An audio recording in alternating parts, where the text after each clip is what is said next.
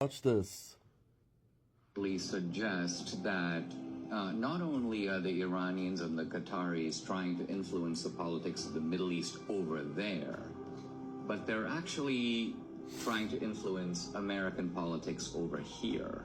During my meetings with the top officials in Qatar to discuss potential major investments in North America, and they reiterated the fact that they produce more gas and oil than any other country in the region. So they don't really need the return on their investments. However, their investments in North America is a powerful weapon to influence the elections and see to it that the outcome will fit the Iranian interest. Which is to defeat Trump. To defeat Trump. I said we are looking forward to the defeat of Trump. And then we will see the first Friday prayer taking place in the White House as a symbol of our victory and the rise of the Muslim Brotherhood. Her name is Ilhan Omar. She's a former refugee from Somalia. She's a Muslim American, and she is now the Minnesota State House Representative. What did the Qataris tell you about her? They refer to her as Sister Ilhan, and to them, she is the jewel of their political crown. And they told me face to face that they financed her, heavily financed her, and they groomed her. And they said, you don't need to worry about skeletons being found because the media will bury it. We've seen more than 6 different scandals involving Ilhan Omar. Nobody investigated her. Campaign finance violations, for example. Exactly. How do they control her? Her weakness, money and sex. How do they actually use their financial leverage to either influence or control people like Ilhan Omar? America is a country of law and rules. We do it indirectly, and there are always loopholes that allows us to get through. I actually brought up, what about the media? He said, I think we're almost at the top of controlling that. And we have a lot of journalists who are on our payroll.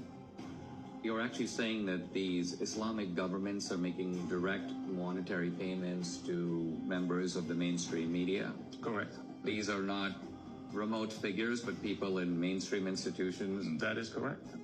What you're saying is that there is serious Middle Eastern and specifically radical Islamic intervention coming from abroad into U.S. politics. Exactly. And I think it's more dangerous than the so-called Russian collusion. Watch what this guy has to say. But doesn't identity socialism and radical Islam make strange bedfellows? I raised the question with Imam Muhammad Dahidi. Any Islamist will tell you that America is the enemy of Islam. They're chanting death to America every single day. I did it for 7 years. Death to America, death to Israel. What is the fundamentalist and jihadi agenda for America? The future of America has to be Muslim. So here's Ilhan Omar, she's fighting for abortion rights and all the other. My body, my choice. Yes, go do that. Go do it. But would she have an abortion? Never. Never. Would she kill a Muslim in her stomach? Never.